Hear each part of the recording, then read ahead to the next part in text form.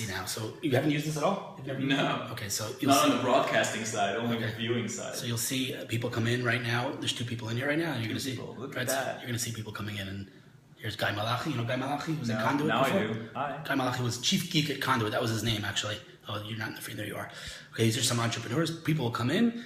When we do it in the morning, so it's like night in New York and Pacific, then it's only 512 people. But this is Israel time. See all these people that just jumped in? One of those people that hold it vertically. Yeah, it can't. Meerkat doesn't support landscape. I wouldn't do it. I wouldn't. Come on, give me some. Sorry, Meerkat. Yeah, they're working on it. But Okay. I mean, I can do it landscape, but then the comments don't switch. You so it messes it saw up. the Kleiner deck that 29% of videos online are now watched vertically. Really? That blew my mind. That's crazy. Oh, so Jiffity's here. You know Jiffity? Have you heard of the company Jiffity? You should know Jiffity. Gifting stuff. Yeah, They just closed. I know. Yeah. Cool. All right, so hey, Tal from Chesky. All right, so we have 24 people in here, and more people are coming in. So let's just get started. Give me some. First of all, guys, I just want to give you our view. This is ridiculous content. So this is Tal, and I want to give you some background here, Tal. Look at that. Someone already favorited that one. Yeah, well, you'll just wait. You're gonna see amazing. I'm a hero. All right, talk to me. Give me some background, Tal. About what? About You. Sequoia? You. About me. Okay, so I joined Sequoia 3 years ago. Now partnered with our Israeli office. We've been here since '99. And what else? Been on startups most of my life. Stanford graduate. Came back to Israel 3 years ago. Been here ever since. So I just want to say one thing. I've been sitting there with how long? What time did we meet? 47 minutes. We've been sitting together 47 minutes. There was not one name of one person or one company that I mentioned that he didn't know of, like off the bat. So he's really Well, I told you have your job. I have mine. Right, so his job, it's unbelievable. I mean, small companies, even like small apps that I didn't think people had like heard of. He looked at my home screen, he knew everything. It's pretty And amazing. by the way, if any of you watching, if you have a small app that you think I'm unfamiliar with or I don't know of, just email me. It's Tal@Sequoia COIL. I always answer. I have an SLA of 24 hours. I always give you answers back. So that's a big deal, guys. This is Sequoia. I don't know if you guys are familiar. Whoever's not familiar, you need to get familiar because this is the VC that invested in Facebook, Google. No, we didn't invest in Facebook. Sorry. Facebook. Google? What was that? Wait, what's the other big unicorn? We got Google. There was another one that you mentioned just now, though. Come on. The newer WhatsApp? ones? No, the original. The first Yahoo, Yahoo. Google, There you go. PayPal, Cisco, Okay, so Apple. he just offered you to send him an email. I would do that and take him up on that if I were you. Might get a lot of emails. I'm just like, this morning I did. Shoot, yeah, go for I it. was talking about CVs and I said, if anybody wants to see me, you just email me and I'll send you my CV. I got like 30 emails and I'm not you. No, So, seriously, hit me. cool. All right, so talk to me about Sequoia. How does this work? How many locations do you have around the world? How big is the company? So right now we have, we're in Silicon Valley, Israel, India, and China. We have a bunch of offices in China and India. We cover Europe jointly from Israel and from the US. There have been some, we always get the question about why we don't have a European office or Brazilian office. Right. And so it's not there yet. We consider it every now and then, but now... How big is the portfolio? Wow. So on an average trading day in NASDAQ, roughly 23 to 25% of the volume is ex-Sequoia companies. And I think it's probably in the hundreds of companies. Amazing. Unbelievable. How many people in Sequoia altogether? Do you know the number? So probably roughly 90 or 100 on the investment team. We're 5 people here. Unbelievable. Who's in Israel? Are they all partners here? Everybody that's here? Yeah, so 5 partners. We have 2 analysts. Pretty small. By the way, team. 50 people in here. Greetings from Italy. A guy said, Italy. yeah, WhatsApp. Yeah. I just came back from Italy. No, I wanna a go wonderful there. country. On my bucket list. Yeah. Okay, so talk to me about what gets you excited. Like if I have a startup, what gets you excited? What gets you going? Probably if you're the founders, I think I find most exciting. Like if you're a person that I want to work with, there are better chances of me ignoring the other holes in your pitch. Interesting. So people. Yeah, people and deep technology. If you're a consumer startup, I think they're less. I mean, we won't invest in consumer startups pre-launch, pre-product. Okay. Like I just had an idea in the shower. Right. You know? Right. So that type of is less appealing to me. I'm most interested in fintech, education. Really? Interesting. What else?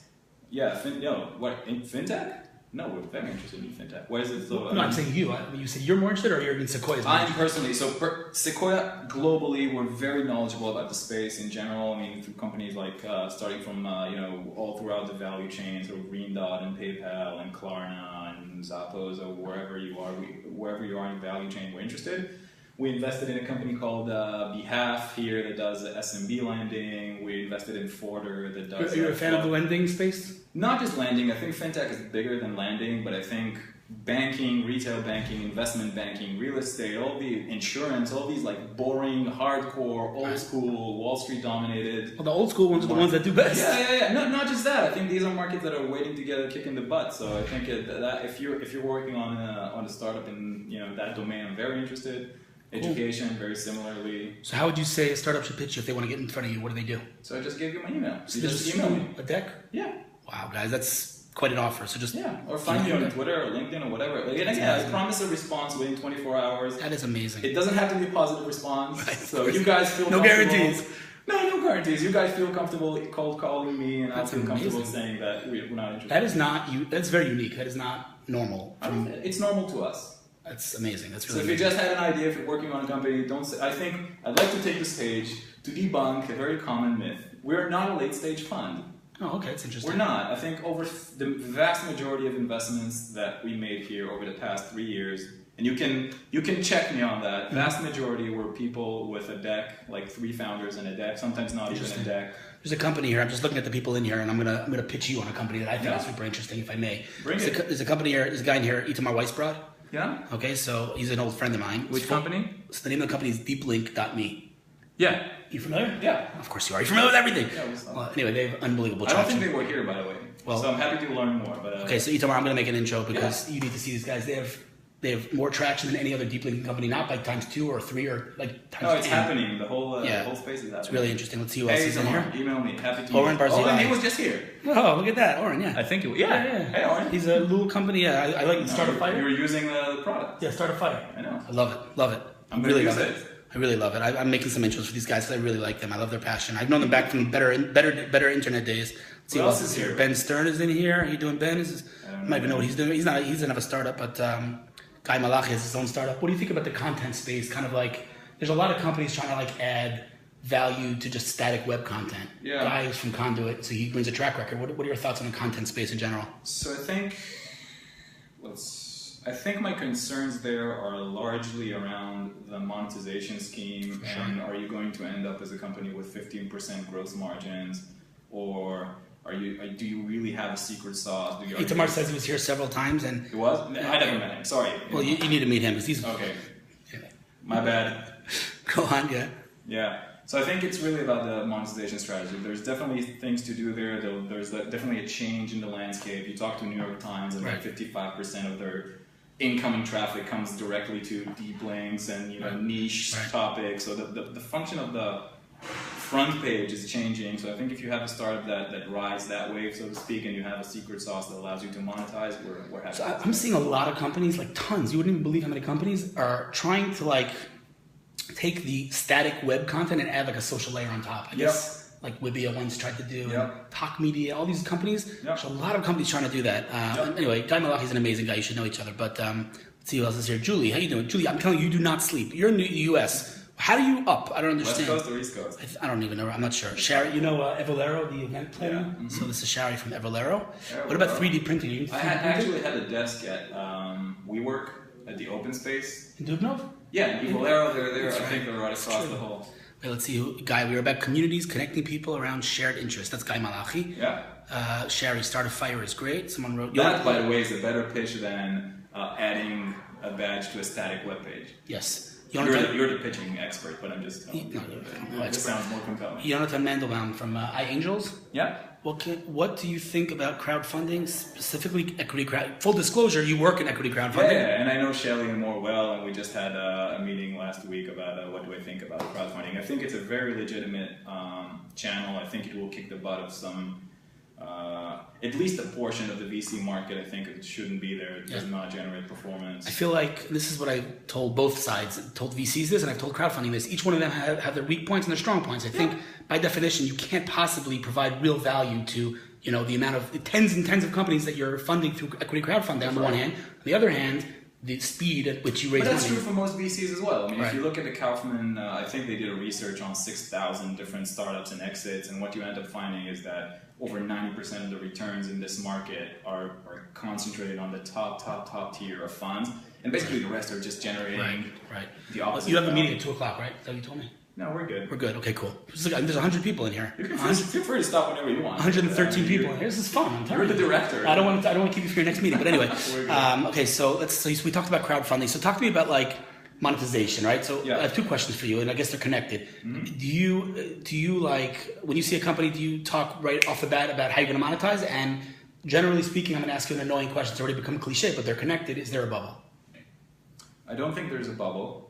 I think if you look at public markets, I think public markets remain relatively rational. If you look at multiples out there, I think they're relatively rational. There is a lot of dry powder in the private markets, so I think it does generate, let's say, hyper valuations to certain, especially in certain domains. But I mean, you have over 300 funded cyber teams or cybersecurity teams in Israel. Hardcore stuff.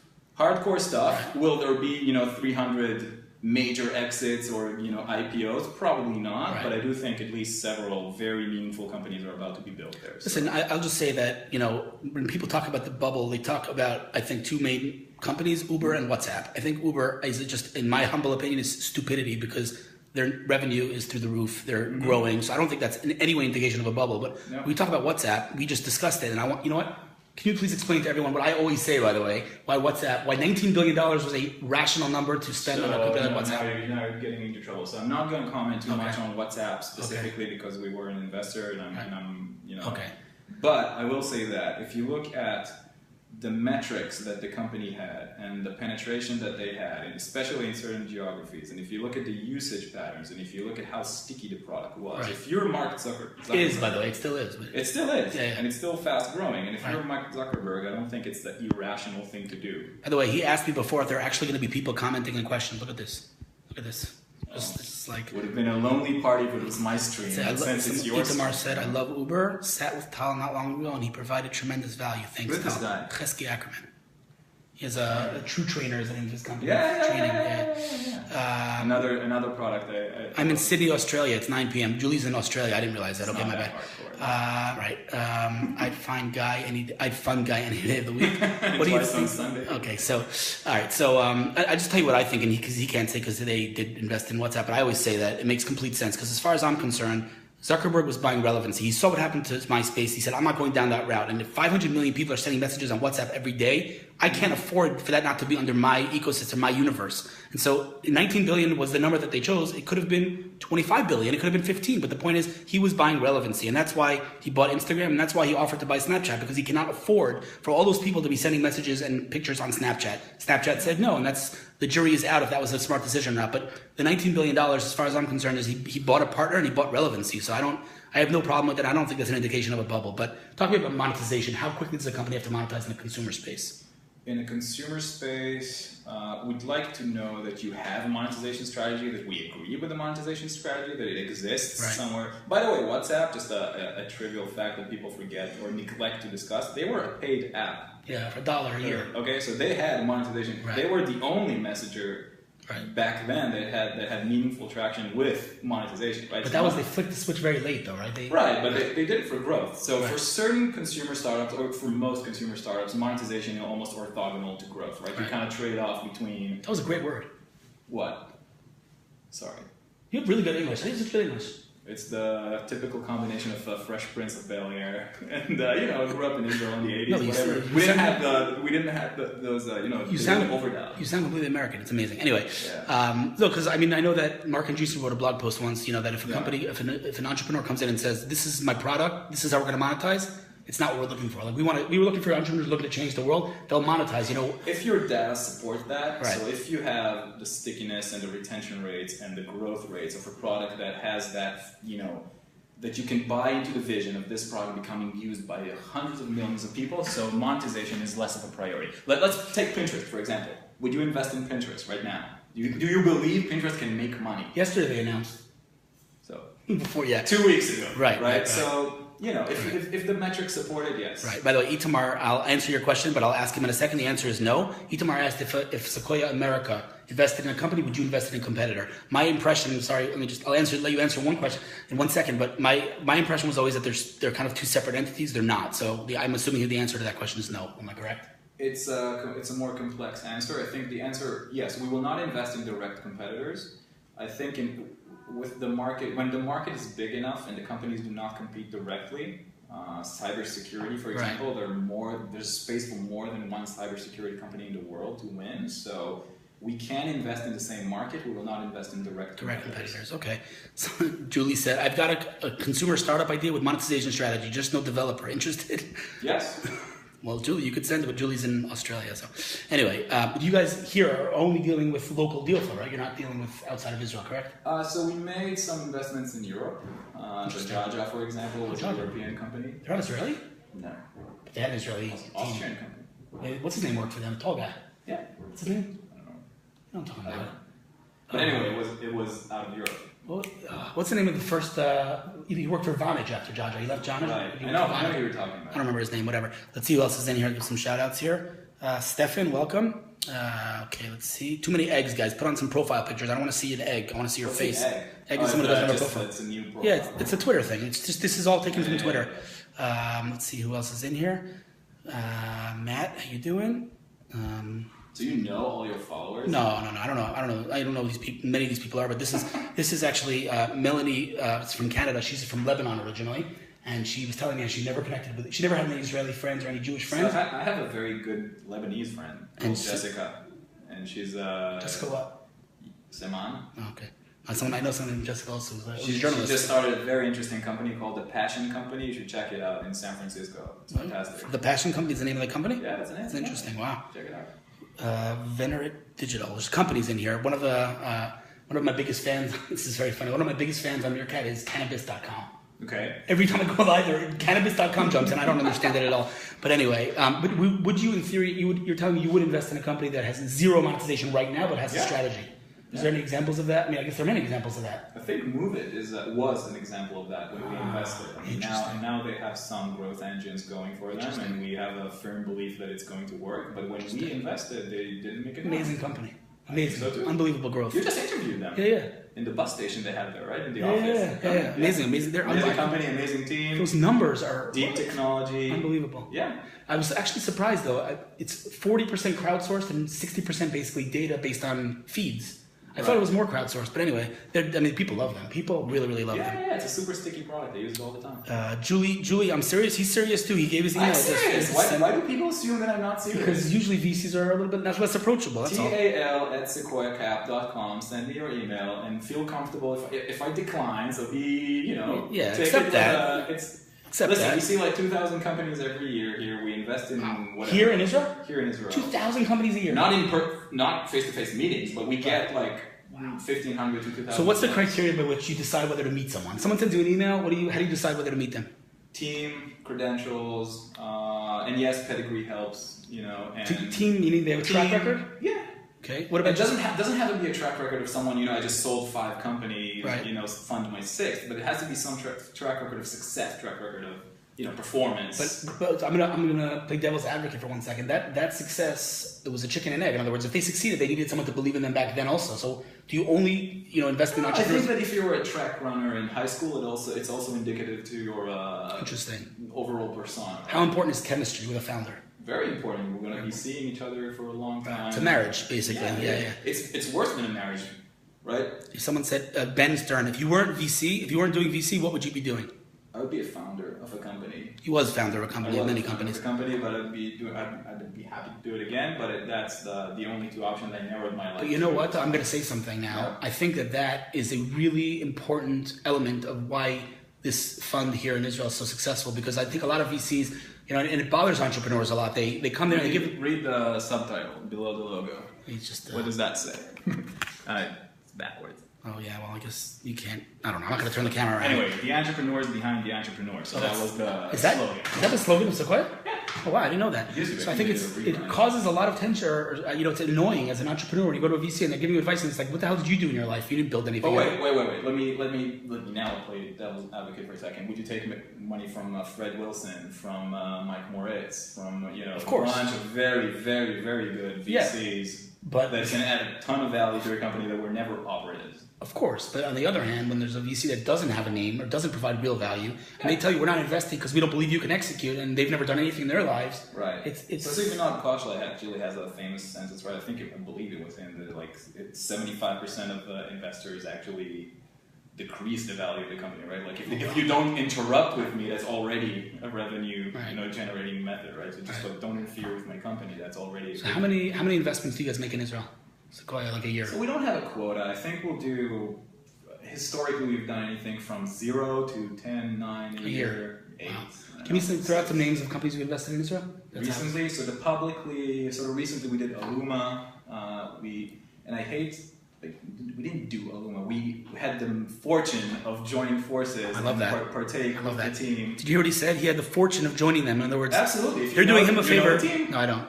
We're fortunate to be within this Aluma? Aluma. Aluma.io. If you have data problems, they're the data plumbers. So if Aluma.io, go check it out. It's a fantastic company. And all of you out there in tech, they can solve a lot of problems for you. So sweet. Someone wrote, Tal is super approachable and provides honest and open feedback. Great resource to entrepreneurs. Sweet. Thanks. So what Aluma, Forder, we did a company called, I think it's public. No, I'm not going to name it. What consumer? Give me some consumer names.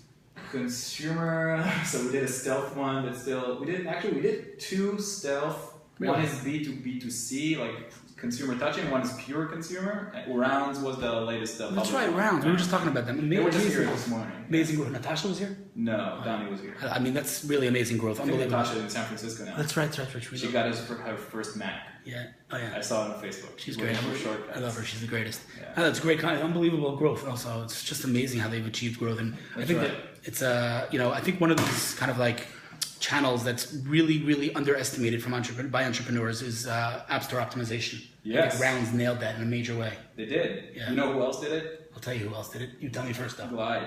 I think Glide are even better. Glide are like black belts at Glide's an amazing company also. I use their app all the time. Also but there's some Israeli companies like, for example, Contacts Plus. Leo right. Romano, they are like killing it on the Android App Store, on the Google Play. Yoki as well. You know Yoki? Yoki? You don't know Yoki? Guys, go download Yoki. It's one of my favorite. My daughter is just like addicted to their product. What is it? A game? What do you think it is? Yoki. I have no idea. Karaoke. Oh God, you're killing me. What is it? It's a karaoke app.